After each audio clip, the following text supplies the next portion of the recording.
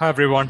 It's 8:30 p.m. in India time, and I set up this AMA because there was a bunch of students who wanted to ask questions about the Quad Fellowship Program and also other career questions. So maybe a quick call, maybe 15 minutes, maybe 20 minutes, but a good chance to check in with students and see if there are questions to ask. So it's going to be open house session. Feel free to ask me questions. Feel free to unmute yourself and ask me questions to the folks present here. So folks, let's jump in with questions. Anybody with questions right now?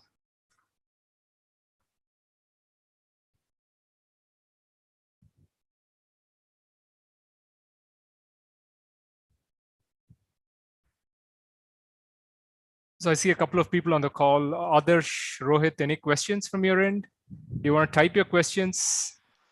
Yeah, I'm looking. One moment. So to recap where we are right now, if you folks want to apply for the Quad Fellowship Program, the deadline is the end of this month. So the 30th of June is the deadline. And after that, it's going to be followed by an interview process, which is going to happen later. But it's very important that if you're going to apply for your master's program for next year, which is for fall 2023, which basically means that you have to be a student in the US during the month of August 2023. That's what you're targeting. If that is your goal, and if you're in your you're finishing up your third year, going to the fourth year, you should be applying for this Quad Fellowship Program first. So the process is interesting. You get selected for the Quad Fellowship first, and then you apply for your graduate school, which where the deadline is typically the end of December of this year. So you apply first for the fellowship. If you get selected, then you apply for master's or PhD programs. And the advantage with the Quad Fellowship is that you get generous funding. So I feel that once you get the Quad Fellowship, your chances of getting in to any graduate program is going to go up dramatically. So I have a question. Sure. So I have already submitted my request for my letter of recommendation from my guides. One question that he wanted to give some context to him while writing the letter is what impact might the Quad Fellowship might have an applicant if he's accepted from the guide's perspective. So what kind of uh, uh, or what kind of quality should be expressed in the letter of recommendation, Got it. because Got it. such directions was not asked when I had applied for my PhD program specifically in the LOR. So Rohit, can you give me a little bit of context? Which program are you in and which university are you in right now so that I know where you're coming from? So I did my BTech plus MTech in IIT Madras, and then Okay. I've got my admit. My major is in material science, and I've got my admit in PhD material science at UC Berkeley.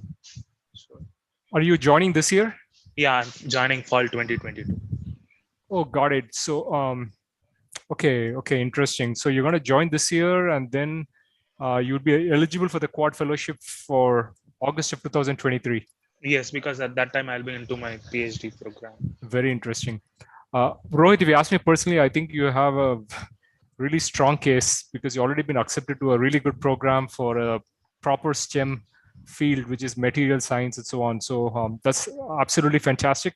Now, to answer your question in terms of what's going to be the impact of the Quad Fellowship is that look at Quad Fellowship like a Rhodes Scholarship program. But the only difference between the Rhodes Scholarship and the Quad Fellowship is that a Rhodes Scholarship is given to students as they join the graduate program. Not like they don't inform you well in advance, like what's happening with the Quad Fellowship program. In the Quad Fellowship, it's almost like the deadlines are all like a year in advance of the actual date you're going to join the graduate program. So firstly, it's very prestigious. And I think the advantage of getting this Quad Fellowship is a couple of things. I think you get a $50,000 grant. You could also get additional stipend of up to maybe $25,000, $30,000 based on how much funding you get from the university, which basically means that even if you don't get funding from the university, you will actually get funded by the Quad Fellowship program. And you also get access to a global pool of scholars. So I think those are going to be some excellent wins. And I believe that is one of the best scholarship programs out there. It's very generous. It's given to students well in advance. And basically, I mean, it's different for you, but to other students, you get the quad fellowship first, and then you apply for graduate programs. You're going to stand a very good chance because people already know that you're pre-screened and you are the best among the best, because I think there are not more than 25 fellowships for Indians. So if you were so good, then I think any graduate program would love to have you, because graduate programs also understand that even if they don't give you funding, you can still come and study in their university. So that means that you can shoot for really good universities like Berkeley, Stanford, MIT, and so on. So I think you just tell your professor that it's a unique program which is well funded. It's going to create the next set of STEM leaders for the future. Ask them to look at it like the Rhodes Scholarship program, but with dates which is well in advance. So I think that's basically how you sell it to your professors. And Rohit, I really feel that you have a good chance if you I would encourage you to actually dig very deep into what is it they want from this program, which is like they have some 4-step criterion, like what are they looking for? Make sure you answer that really, really well. Answer what they are asking for in your SOP, not what you want to tell them. Tell them what they want. And I think your chances improve dramatically after that. Okay, thanks for the pointers. Yes. Sure thing. And Rohit, are you going to be joining in this fall, 2022? 2022, I'm hoping to join. Yes, visa Okay. is still in the line. So. Got it. Okay. And all the courses are online for you? No, they told I have to be present there. So. Okay. I'm on the line to get my visa. Only then I can start the program properly. Right, and yeah, you got probably 1.5 months left, so it's going to be an interesting time. Yeah. Awesome. Did you face any other problems, Rohit, when you applied in terms of do you need to get the letters of recommendation filled up by the professor before you click the apply button? Yeah, it looks like that. Yes, but it was not the case with the graduate applications. Yes. Professors can even most of my professors submitted their LORs after the deadline got over. So okay. It looks like it has to be pre-completed before everything. Yeah. Wow, that's a lot of stress on the students then. Yeah. To get everything done, because professors don't work under these timelines. They work under their own timelines, which is like you give them time to get these things done.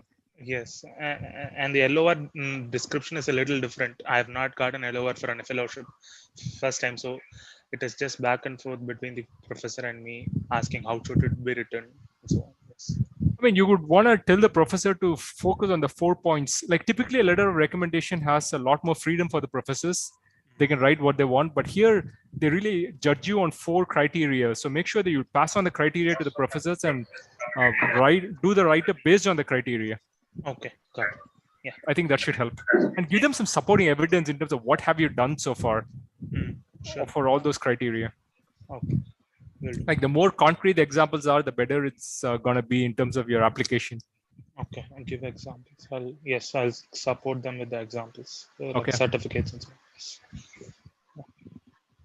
Rohit, while you're here, right, I would love to just get in touch with me, because I mean, if you're interested, I would love to pull you in as a mentor for some students while you begin your graduate program. I mean, we already have a mentorship program which is kicked off, and we have a bunch of people in Silicon Valley signed up as mentors. I would love to have a student mentor too, now that you are just graduating and passing out to a graduate program. Think about it. Yeah, we'll do. Sure. Yeah, I'd love to be part, because I also love to give back. Wow. Can you just message me personally your email ID if you don't mind, so that I can get back to you? Yes, we'll do. Yes. We'll do. Thank you. I see one more person there. Harsha, any questions about the Quad Fellowship? Any other career questions? Yes, sir. Hi, sir. Am I audible, sir? Yes, you're very audible. Yes. Yes, sir. So I'm in third year and sixth semester. So I asked in my exam department about the transcripts, and they said they'll be not they'll not provide till fifth sem. So should I upload my semester-wise marks cards? So you said okay. Help me understand, Harsha. Which university are you from? I'm from university. It's autonomous institute. Okay. Affiliated to VTU University. It's in Bangalore. Bangalore College of Engineering. Okay. And you said you're not able to get a consolidated transcript, but you get more of a semester-wide transcript, right? Yeah, marks cards. Yes, sir. Yeah, I mean, I would say the best way is just put all your semester-wide transcripts together, make with one PDF document. Okay. And then you should be able to upload it. And you will need to provide additional details like what's your overall grade point average, cumulative grade point average, and you need to do the calculations yourself. Don't convert it to a 4-point scale. I'm sure you know this, but just keep it as it is. If it's percent, keep it in percentage. Calculate a cumulative percent. And also, they may ask you like, what's your subject grade point average? Major, yes, sir. Yes, sir. One thing they asked in that was, what is your subject in major? And I have taken mechanical, so I'm confused like what to type there. Oh, okay. So the way it works is typically in mechanical engineering, you have to choose a major. That happens in most American universities. That it's got to be, for example, thermal engineering, or if it's going to be mechatronics, if it's going to be something else like something else, right? Like thermodynamics and so on. Yes, but I feel that you don't need to put it if you don't have a major in like when I graduated from undergrad, I didn't have a major. So you can just say that, hey, just mechanical engineering and just stop there. And they understand. So these things are very small details. Like your application will not be impacted if you write something different. They understand that this is how things work. Like not all universities are on the same plane. Yes, sir. Okay. Sir, and can I add an extra LOR? Like they are asking for 3 LORs, but I was wondering if I can add one more from professional side. So the way it works for LOR, based on what I've read, is that you can submit 3 academic letters or 2 academic and 1 professional. Yes, sir. So I would say, yeah, I don't think you can give an additional. I think it's a maximum of 3. So I would just say respect what they're saying and make it 1 professional and 2 academic. You cannot do 2 professional and 1 academic. That's not possible. So it will be at least 2 academic, get that done, and get 1 professional. Yes, sir. Okay.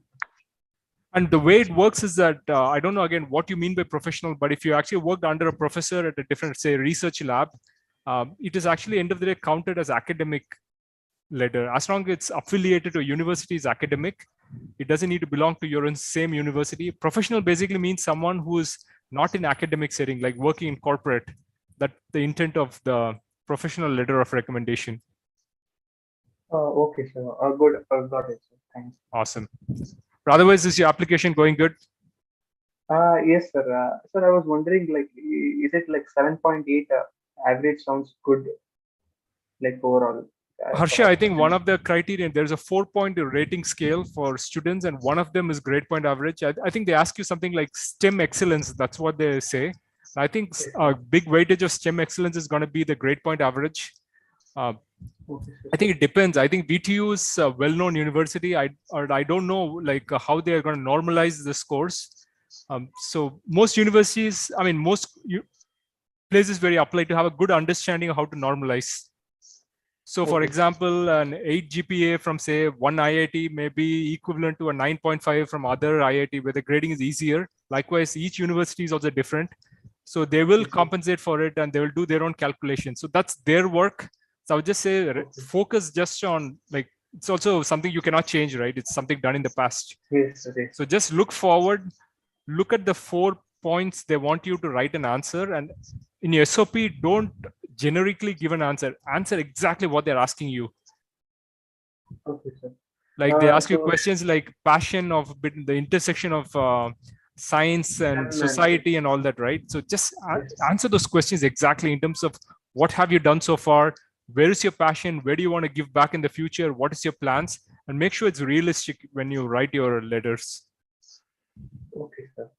And should I add my, like, I was wondering if I can add personal things like personal story, that kind of thing in SOP. No, Harsha, I think every Indian does that. They add a lot of personal stories starting from their childhood and all that. I strongly would suggest that you not do it because you're only wasting space and that really doesn't add to your letter of recommendation. Yes, sir. So I would just say, go straight to the point, right? Like look at what they want, right from your first sentence, answer their question. Do not add anything else. At least for this quad fellowship, you can do it differently for the actual graduate school applications. Okay, sir. Got it. Thank you. But Harsha, are you facing the problem that you're not able to submit your application because the LORs are not complete and not filled up by professors? No, sir. I haven't actually started. I'm still drafting. Okay. Yes, sir. One request: can you reiterate the 4 important points that the Quad Fellowship focuses on? I will. Let me go to it.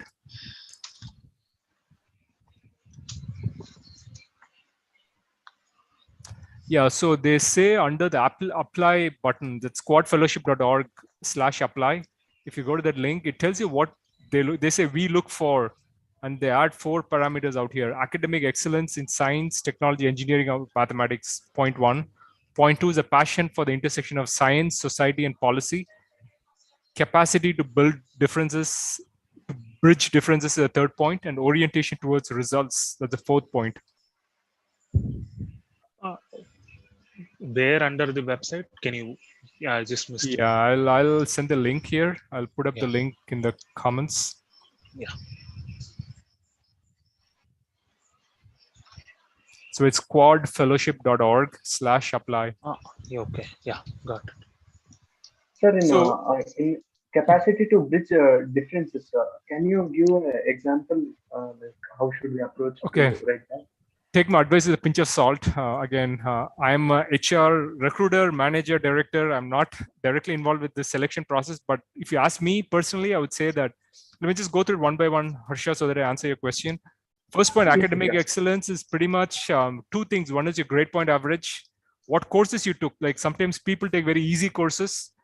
They call Yes, it sir. winging it, right? Like you take very easy courses, you get a high score. That's not okay. Yes, sir. For grades, yes, sir.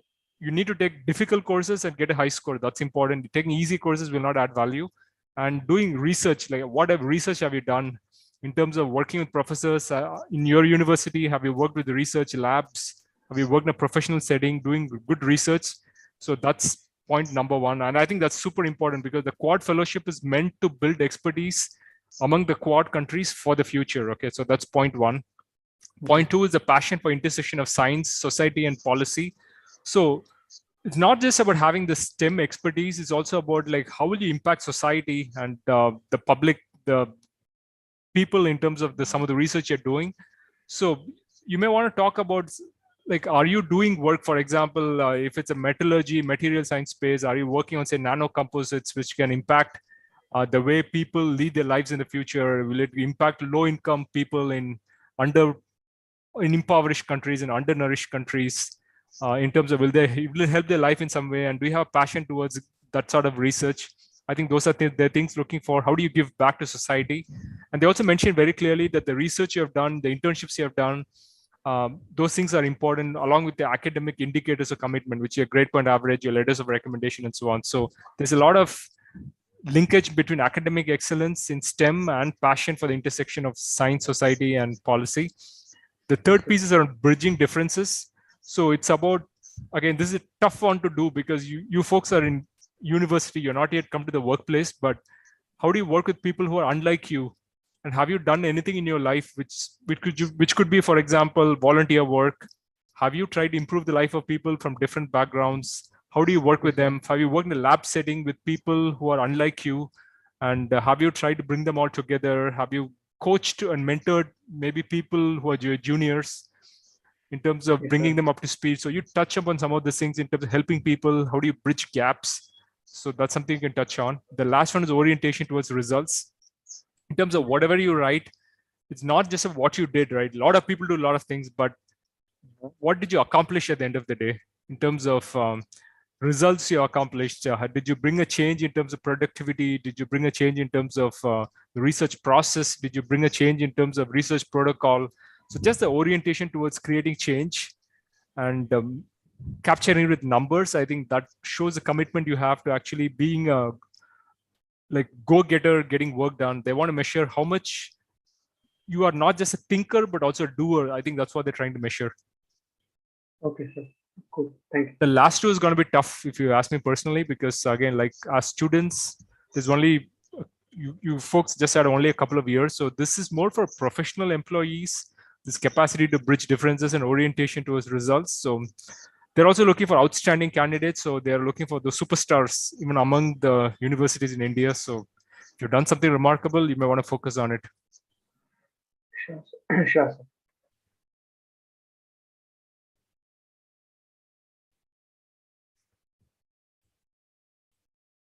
And Harsha, I think you're running out of time too, so do spend time on it. I mean, you probably got a week, right, before the deadline gets over, and you probably got one weekend, and other days are weekdays. So you want to Yes, sir. let your professors know. You just need to just hurry up a little to make sure things get done on time. I Yes, heard the sir. I other informed them earlier. Yes, I sir. heard the other participant in the call tell me that you will not be able to submit your applications unless you have the professors have submitted their letters of recommendations. So you have to intimate Okay. them and give them a lot of advance notification to make sure they get things done on time. Yes, sir. So Sure, the sir. I'll pressure on note you that. increases even more. It's typically graduate school applications, right? You can submit your application and then wait for professors to do their work later. But here it seems to be the exact opposite, that everything has to be done before you submit, which makes it tough. So think about it, okay? Oh, yes, sir. Sure, I'll note that.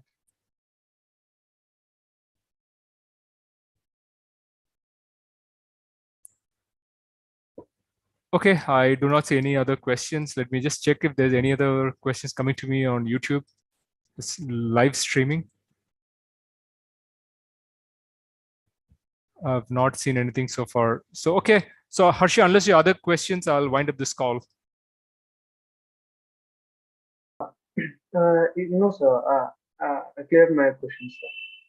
Awesome. Okay. Thank you, sir. Like I have watched your videos on LOR and SOP in YouTube. So Okay. it was really helpful.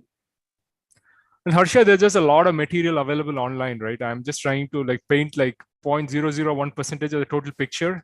The problem is always there's surfeit of information. There's too much information. So I just try to point out, like, I worked in some of the admissions committees myself. So I feel that like there needs to be some, at least my perspective, but again, there are a lot of data available on the internet. Have you given your GRE, by the way? Oh, no, sir.